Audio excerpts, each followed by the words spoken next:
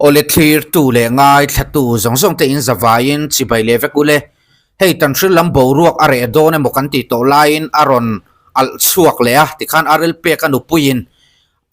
high court lama azual ko wazang na dom na te angiata isonin zoram mi puiten kan ngai ven em ti chunin hei tan thil local council le all NGO ten thuchua in troman siam vea kanan tar lang ve lenge diglo taka min pu na hi atop thlangin kan do zel don tanshil LC and all NGO Zolbook Daily News vo in February ni somni paruk sang ni somni paruk khian marina lal chan chui thattu ni ya police ten an chui chua RLP ka tanshil veng puite in halle achung te no chu chung changa thil khleng kai noya RLP ka nu puilal tran puin high court a thu boy siam sak adil na tenen soifiana anoya tarlan ang hian tanshil local council le all NGO te chuan thu chu intro man siam press release tanshil local council and all NGO meeting ni somni paruk February sang ni somni paruk nula marina lal chan choi twal thi nakal zel chungchanga pu RLP ka nu pui pilar tran puin high court a sarkar le khotlang hroi tu te laka khe siam sak adil na chu social media kaltlanga mule hriat ania he thu hi tanshil local council le all NGO ni somni panga February sang ni somni paruk thu khom chuan angai thu takin poi atileya zoram mi puiten hena thil khendan dik tak puan chu atrulin a hria a hetiang hian thu chu asiam thil khendan dik tak chu puang chuak kher to lo masala zoram mi puite hian kan hreto ni mo kan share zelang nula marina lal chan chui tual thina chungchang hi atira tangin Mizoram police ten ngor taka an chuya wangin an hu chui ti boy thei zonga malak le thu chu reng tanshil local council le all NGO thu khom chuan nei lo tha atia he tual thina tuar tu le poi khoi tu ni ya arin le li tanshil khole tui an ni wangin film khur taka mala in thu bel chian do lo le khwal thu thang bo ruak ti pun lun thei laka in veng reng chungin ma ala thina ni du chui tu kan police ten thanem ngai taka ma an lak na chuan om kan ti hle January ni somni pasari thole nia Mizoram police in marina itwal thina chungchanga press statement an suazan khan veng mi pui pung khom thinrim khap dai tumin boruak mon om taka kalpui tumin palai na khotlang hroi tu te hian an thoka voi tam ban pharin insum shram turin mi pui an nge na mi pui thinrim zong khap dai theilo ma se pu RLP ka te in lu lai le an bungrua te po himdam taka vengin bungrua thiar chuani po in vengram ri thlengin an thla liam thlap ani poi khoi velo ten an tor hlawa nasa taka ban an pharawanga soisel na diriam na le ril ru hliam po adam felma a an mangai takle du sak taka tual thina tur tu chung te mit mei po veng hlei theilova an dom shram ten an ron khingle tamai le mi pui thinrim thil tia a huai khot tu le amazing lap tu ang maya pu kan ni hi kan pom dam theilova atop thlangin tanshil khotlang hi kan kal zel don ani tin January ni somni pasari zana thil thlenga hian pu RLP ka chungte sahim na tur ngai tu ania hemizan po hian tanshil local council kai hruaina in all NGO emergency meeting nei ania heta hian pol IO te kan telvek bok ani kan thu chuak le ro rel po ahun lai mil zela poi khoina le tharum thona punlun tur ve na atan le mi pui thinrim so sang lu tuk ben dai na atan ti le relani tlang out te po kha kan hria eng po ni sela zoram mi pui te hian kan nga event khop maya hetiang diglo takamin pu na hi tanshil local council le all NGO chuan atop thlangin kan do zel don ani an ron tia ti chuanin hei lekha kan muang hianin all NGO ten silan chu mingan sign thlap boka eng po ni sela marinai thi na hi chu aboi thak ve ni soine une watama tin lung oilo te pon tamani aboi thak khop mai ka zo na pu speaker zo na zo zia vak hi hey voina kan ka zo na hi sarkar flagship program ni wangin zo bel na po atam do na ni kan minister fit tak ani boka ka zo na pakhat na ena chuan Mizoram sarkar in kum sang ni somni pali somni panga so thing aleyem alei chuan quintal enza nge lei sina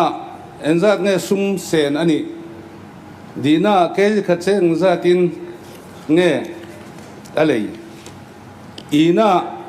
chung so thing te chu sarkarin a hal chong lem efna engtin nge ati tak zel jina so thing le nan sarkarin sum aman te hi sum hu let kir le vek ani em ti ani a push speaker zobel na tam tak ka nei do na ni ka zo na apakat na chuni phot te se lo me Sangkurin Agriculture and Farmers Welfare Department Sangku Minister PC Vanalota Losoma. Bu speaker lome zo da nei tu hi an thia tangin lai fa ni wangin voinia ka chan do na wangin voina ka kor hak khi ka ron thachuak nge nge ni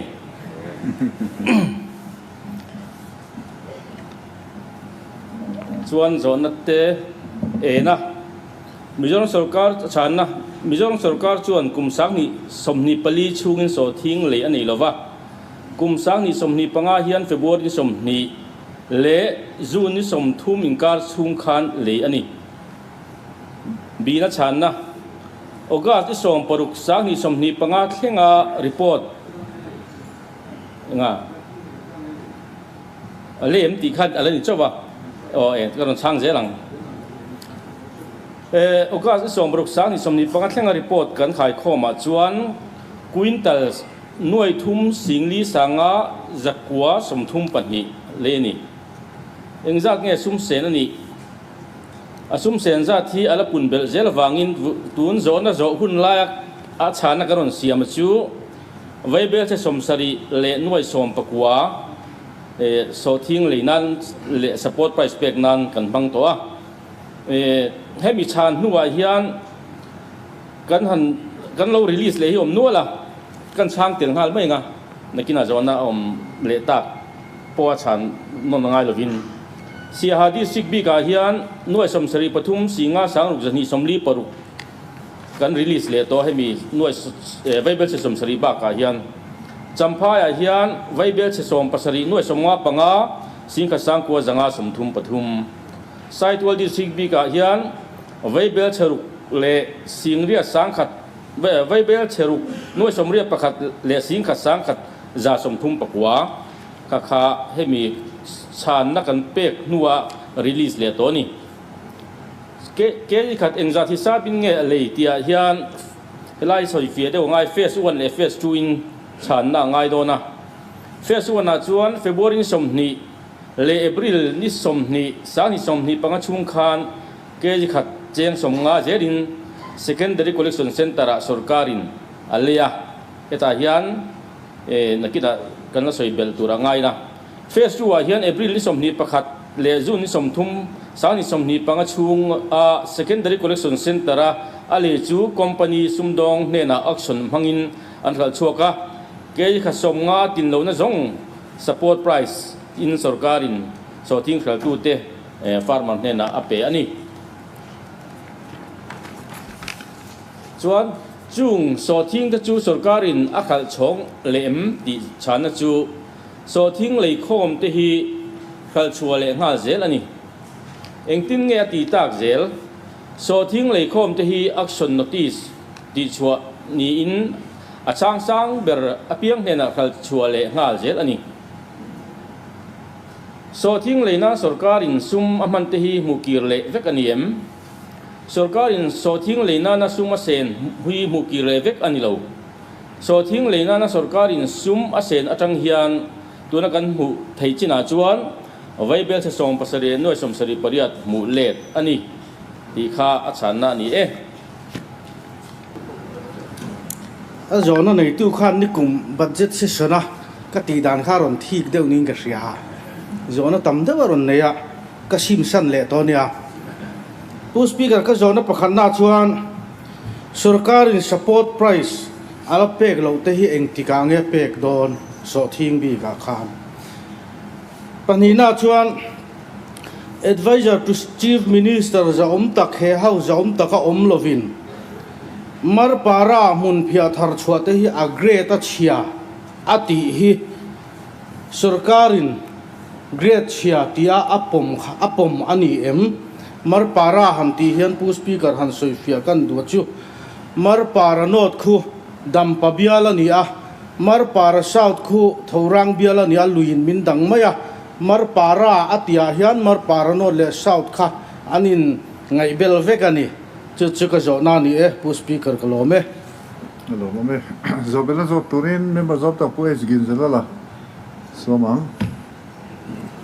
Ole, pu speaker kalome. Pu speaker evela machu member zam tak purobata aya thiam zo kin zona kan zo tange. Sarkarin agriculture sector a hian eng machop nge nei. Eng thai tenge kun na thok tu te min chin ti ra tum ti hi pakhat na ania. Pani na chuan hei ka biala po hian tung chin kan tuma honorable minister apo information kan petoa chunga chuan min pui theiam ti nile sela a pathum na chuan ni chinghan lom thu ka soi thei hil tlat maya khonga in pu speaker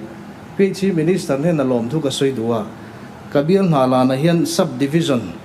functional min siam sak dona department lamtele honorable minister chunga lom thu kan soi ani min lo pom sak ro se khonga in kalome pu speaker le zo belna zo chum sang khanin a zo na ni tu kha kan da la langa kan ti khani maya kan ko ma saberang kha kan ti chiwak lawa kan la thiam thoi ga sia zo na ni tu kha zo belna kha zo kha mai kha du de kha a thok te na phot se kan ti de te po ani e le i so mang zo na ni tu pu na pu speaker kalome iti thanda na ni mang kha in thei hil le pol de mo kan ti lom la ka zo na pakhat na chuan kum sang hi som ni pali som ni panga le som ni panga som ni le paruk financial year sungin thai thar le na tur so thing le na tur budget da ani em ti kha ka zo na pakhat na ania o bel na apa ni na chuan so thing ban hi khan na china thorang bil tu kha min lo ani khan spot price atia lik tho mai theya so thing ban hi pek tlak pek fel vek ani to em la pek lo ni se enge achan tuna hian farmer sen hena cheng zange la pek lo ani or mo chang ka so ang chin chiam man lo palange chuan ti ka nge pek fel tu mani ti kha ni ta phot se put figure ka soi tak khan hei flagship program ani poi mo em ya zo na thui de ni point ti chuan march ni som ni kumin sang ni la som ni la panga budget se sona khan member jam ta puviel zai than zama honorable mla khan horticulture minister ne na zo de maya ma se achang thoba kata khan so thing thar tura be se ja ta kha winter som pali le single le sang thum le zani le somnga le pathum le point som ruk le pathum kha thar be se ania ti chuan so thing kumina le kharna chief minister hoba neya khan so thing ni som ni le pasari june sang ni le som ni le panga quintal nuai ni le sing thum le sang thum le zaruk le pali le ni in chanchin bu ate kan lom huwa ti chuan chuminu august ninga sang ni le som ni le panga khan pu kesi mal som zawa advisor to chief minister chuan so thing hi quintal nuai thum le sing ri le sang sari le za thum le som ri le pasari le angin lo sui le ta a khar to nu hian quintal nuai khat le sing khat le sang thum le za sari le som ri le pathum kan le bel le ta emi thalaya le thilai khan ni tin February tanga June khan quintal sang kha zade som ru pakwa vel le anga chut ani a ti chuan kha le to khar to nu a le le khan ni khata quintal sang thum zali somli pariat quintal le ang khan fur kho chia le kong chekara tha lai ma a cho hun lai le thelo line fur la kan kan le tam zok ta emni ti kha pu speaker kan minister zom takhian min chan thei karinga min chang se ti ka du kha kha kan zo bel na te ani e ka lo mai le kan minister ne tangina a the nga chang turin du so mang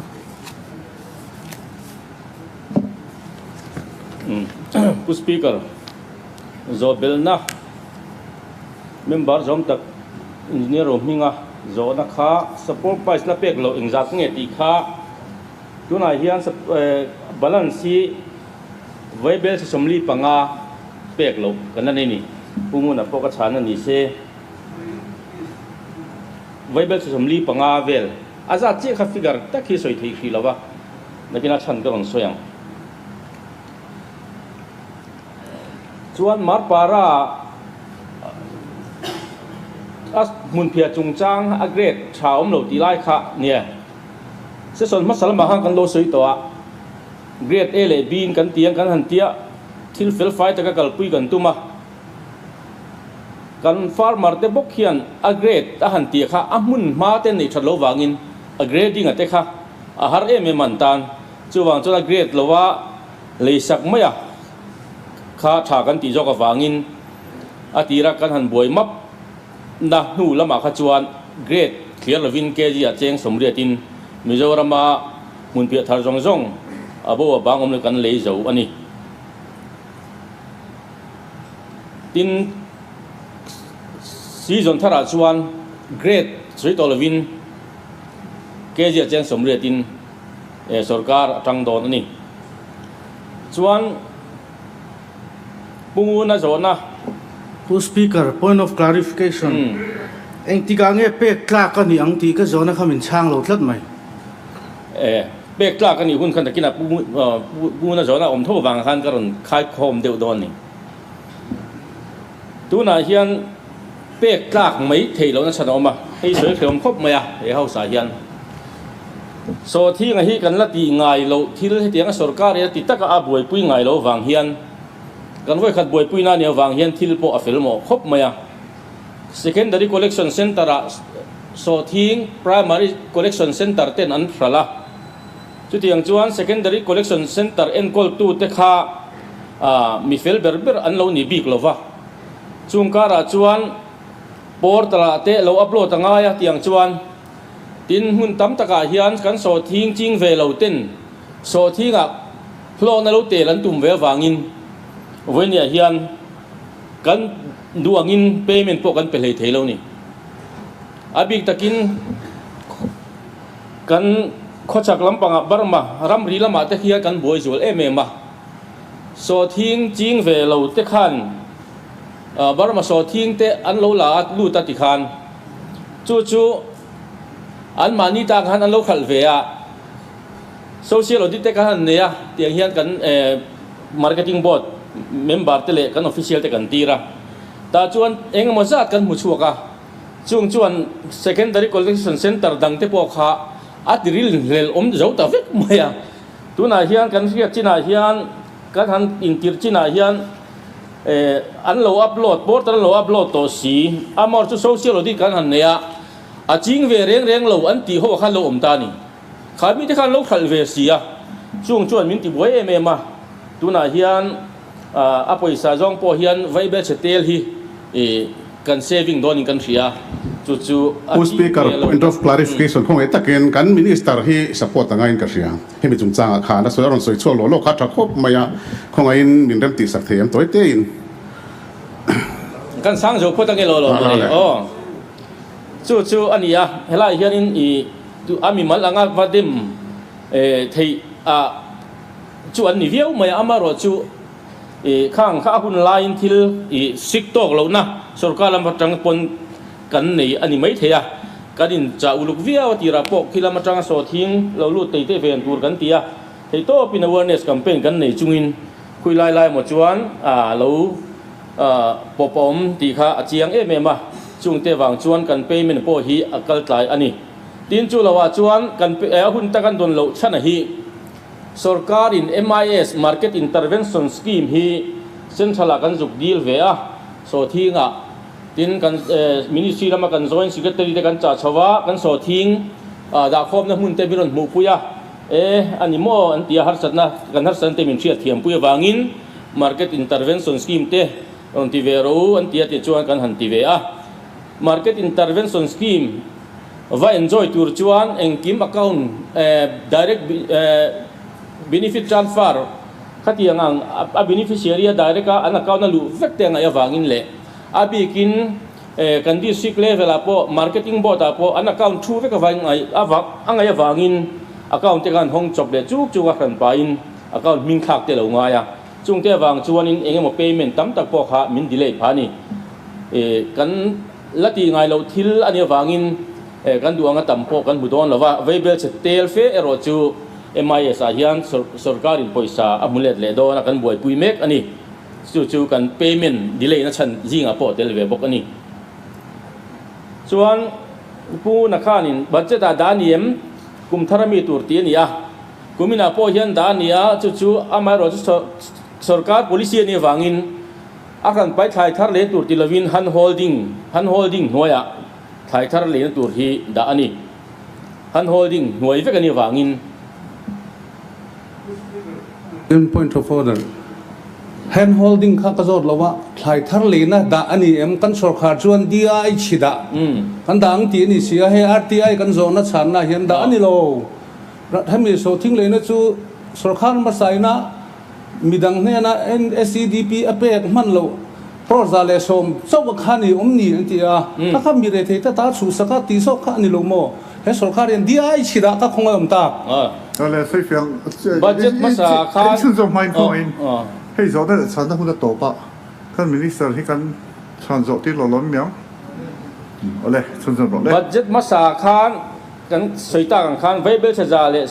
สมค่ะอบีกินเฮลายตานเฮียนฮันโฮลดิ้งหน่วยอ่ะโซทิ้งเลยนะตานะดะอันนี้อ่ะซึ่งมีเนี่ยฟังชวนกันสุรการเฮียน flexi policy กันเนี่ย flexi policy กันเนี่ยจู่ๆกันฮันโฮลดิ้งที่นี่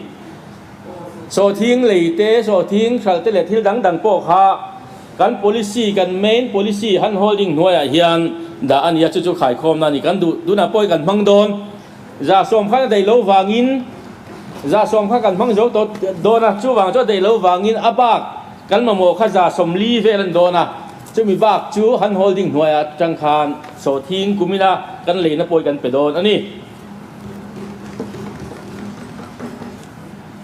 จวนก็ขโมยตะกินpolicy ปุ้ยโมนี่บอกเสียตัวนั้นเขาสาธุดิคิดสวยท่ากันมังสงตัวเสียติข้าให้ RTI ฉันนะมันตุนไม่อะนี่สมนี่แหละปรุธารีตาปัวโซทิ้งเลยนะโซน่าฉันนะเฮียน department เฮียนไว้เบสสมสรีแล้วน้อยสมปะกัวเลยตีเจ้าวันนี้กันมังสงตัวจู่กันสิ่งที่ต้องการจีรักครั้งนี้ทิ้งเลยนั่นมีโซนเลยโดนเท่าไหร่กันเดียวตะกุมเนี่ย RTI ที่สมรภูมิกันนะฉันนะที่จริงๆก็ฉันนะแค่เวรก็ลงมาใช่เวรก็ลงฉันนั่นแหละ department ฉันนั่น RTI ฉันนั่นแหละมินิสฉันนั่นที่ก็เตียนนั่นเราเห็นกัลรังตีน่ามีที่นั่นกันนี่ผู้ speaker ให้สปีกเกอร์กันเอง RTI ไม่นิลวินเฮาจอมตากาเฮียนจริงๆนะโจนะสีนักชันดวลคานเสียหาเลจำพายเลไซตัวดิสิกาไว้เบลสิสมนีปังอาเลหน่วยสมลีปลีเฮดquestion กันชันตัวหนูว่าเฮียน department เฮโจนะชันตัวหนูว่าเฮียนกันเป็กเบลเลตัวตัวนั้นยังเป็กตัวจงฮิไว้เบลสิสมกัวปังอาเลหน่วยสมรุปปฐุมนีอาตัวนั้นยังบาลันสมลีปังอากันเนียรังเฮียนอะไรโดนเราอันนี้จะสมจังคันอะไรเราจงข้าฮันโฮลดิ้งจังอินกันไปโดนโอ้กันไปเจรังกันไปเจรังเองที่ว่าไงเป็กเฟลตุมันอีตีข้าจริงๆนักการเมมเบอร์จอมตะกินเจรุมิงะโจนะคะข้าเป็กตัวไหนเห็นอัฟฟิลปิอันจูกันดีลิสนี่จำพายดิสิกาโปตัวไหนเห็นอับวยเราหูจูไวเบสสอมปัสริจวงกันดีลิสานิมินไม่ขันอับวยเราอัฟฟิลไฟฮีที่ฮะตาตัวลินกันดีลิเซลดอนอันนี้โซทิ้งขลายปุ่งนะโซนะไอ้มิลเราไล่ค่ะไอ้ marketing bot เฮียนินเองกิมเฟลตะกินกันเตรียมมาportal โซทิ้งบีกระตาน portal กันนี่เฟกันนี่คีตาเซซีวับพาย SCC จังคันกัน portal ละคันอันนั้นอัปโหลดแต่วันนี้อันขลังเรเจละค่ะให้ตายโจละกันเรา invest ที่คัน portal เฟลตะกินกันทุนจอมันนี่แล้วที่ไงเราทิ้งละนี่ chuan phụ lai lấy tấm tỷ lai về khách chú season diệt gel kha nhỉ cái lai khách chú so nó kia là cái lá khil phía đó nè chuan member zom tapu lalte zo na kha sarkar in agriculture sector a ba chop anem tinia ba chop ka nga khopa alo bera a sebera kum som panga ha chuan sarkar angai donin kan fia ba chop kan ngai mai tuna hian kan ma chop jinga chuan agriculture sector bi ka hi chuan ku chairman kan sang zo lo lo nge zo na ma chop nei lo anga sang lo meng ti kha anuam lo wa chu wang chuan hun chep hle ma se pu speaker tuna hian ma chop tam tak kan nia agriculture sector an lai sector a hian ei tung te po thingan chadong ti kha ani thin tun ma chuan mà sẽ giật PM sarkar nu chuan tung chu minh thắc tên phù to ni van này nó thính thế bớt thì thâu đó nín cả van ni CF 40 NTF tung hi India ra mà hian tung chinh thấy hi kan tam lo le chan chu meter zaria si level tanga meter zaria vel chin the ni vai ra mà te chuan ching ve mà sẽ akunga thalu ara thei mang lo ni kan zir chiang to tu na hian tung market hi the me ma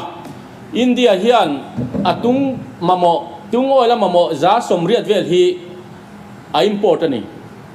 chu wang chuan tung hi market thasa ni wangin sarkarin boi pui tham lo lo in malakan tuma tuna hian ka bial mun tha le tol puya hian model angdevin bulkan tran chowa tuna hian trin zali zanga buna hian kan ching me ka private te poi dan ching bokani tin tung mai ching lovin enge tung in ka intercropping theng thang kan tia thiếu broma coco anti mai min coco kan lam mai hi Mizoram apo athadu ti hi kan mu chuak to chumi ne wang chuan tun kar mai ka ta mai po khan national conclave on cocoa zorhata ne ya chi ge sa te ka juk tang ve ya central lamin min ron ve chana tiang chuan Guwahati ate asa kulai achi anti punna siding hun te po kan juk to ni tin cocoa hi achadon in kan sia chu wang chuan intercropping turin oil palm te kuwa te tungte ne intercropping turin ma kan chho me ka amor chu farmer ten achi tha ani then turin kan film khur hle a ni ti kha kan sei duwa tian oil palm po hi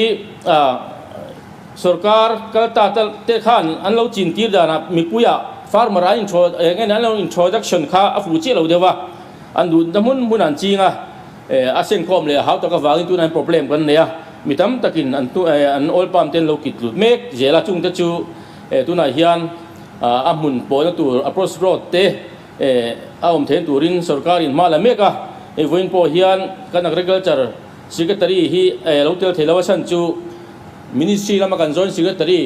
do na ratangin kan cha chuaka kan tung munte minan puya khatianga ma mila pui turin do na ra hian project te kan theluta chungte ni wang chuan voini a hian Mizoram hun sang sanga tuna hian an fan kual mekani tin pu speaker azon khat ka chang thi to lo menga super na parantia rancho tha tak mai Mizorina ka thia thiam na tur chuan fu ang deuh hi nia Mizoram ma thadue pe mai chi helo ni boka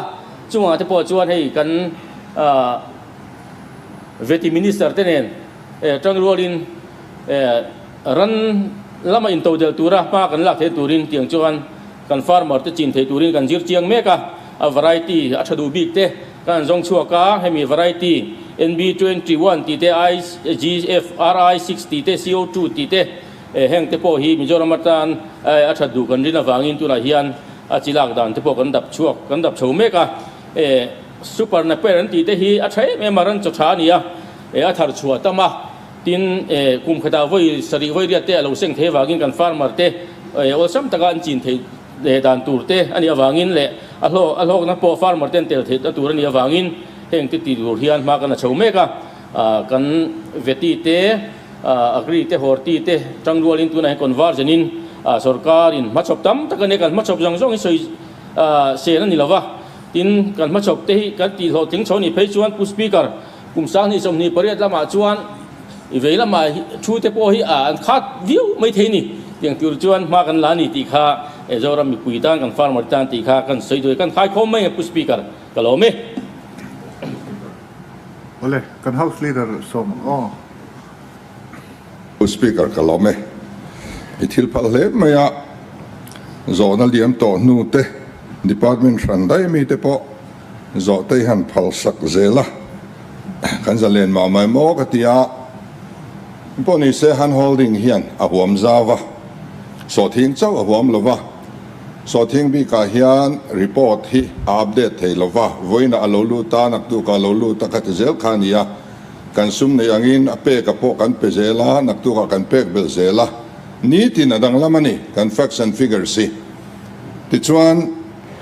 han holding a trunk khan hei hi vok vulnan hei hi ar vulnan tin kan khiar thang chuang lova kan da khom ani kha kan da khom kha kan lamang seng lo tuna hian abi kin so thinga ke ka somnga zel kan le saka wangin kan thalna chu cheng som te som pani te ni abak zong zong kha sarkarin kan tum vek ani chuwan kan seng na mm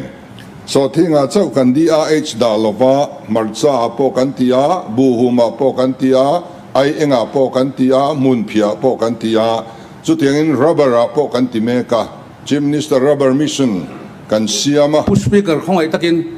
kan mang seng lo ati chuan enga tinga so thing sing tu te ka viable se somni chunga kan labat saksi man se lo Speaker, kan bat san kha a hril fia toa kan minister khan kan bat san kha hril fia toa an hredu lo ning ka fia central a poisa kan dil ani chumi chu lo ni lo kha kan bat san ani lo wangin ani ti ni kha central a chuan MIS win thelo central a chuan MIS kan dila kha kan mu ni chuan a local venga kan mang kan mulo ni point poisa kan nei problem kan nei lo mulo chuna chan chu petam mai chen o apetu ten buai ni kha adik lovin thilan tia pek thelo wa den dikani kha nga ti kha kha tia kha ka chu adik lo ni pu speaker tu dikhi so ni lo ne kan abuai na BLB awma pu speaker khong ai tha ka ni farmer so kha achang tu ministerin fia takin ron soi to a soi to adik lo chu poisa man sen lo kan nei ni lai kha lom dik lo zok chu man sen lo man chon chu pek ve mai o farmer so kha khala khan an berin mo ni tin an pe ta to an pe a pe kan ni dan po soi fia speaker khong ai in speaker voina ma mi district kan release lo ne speaker khong ai fel lo deu nia langa kha kan han jing fel phota o abuai awangin pek thelo an omani chu kan la pelo mai ni poisa nei lo wang ani lo sesana list of business movement le time frame nei kan nia da som pakhat le chan ve zo na le chana hun tia a chan lak lo wangin kan changtu ministerin an pel po oma kan house leader po ina ainga mo clarification du po toy te ba ka hi chu ar business dang ala tam sia sarkar in soi moina emo du soina huna tan dun zo na le chana hun hi ti ani do nem mi pu speaker rodin rollo se chung ka soi do dai tong chu vai han holding coming zota DRH da anim tia khang zong zong khan DRH da ve kani kha chau kha ni lo entrepreneur ho zong zong tan po DRH da ve ani innovator te tan po da ani a chief minister chal innovation award te kan siama challenge kan siama lo mandong te po anom to a tiang chuanin special package te po kha DRH da vek ani a tiang chuan tu na hian han holding noi khan om veka chumi bi ka tan te ni lova ten tu na so thing hi poisa kan nei lo wanga ba kan ni lova adong tu te an buai ni til dik lo an te kanen fia meka social audit te kan be meka a felchin chu kan clear zel minister in kha chiang takin soitoni fia na tur tham chu soitoni chu chuan ya chu wang chuanin khoi khoi te po kan DRH da zel don abik takin rubber huana khoi khoi beekeeping nen hian kan tip kop dona chu ta chuan rom ten lo nei thaboka dam pabial phei chu kan du sak big don ani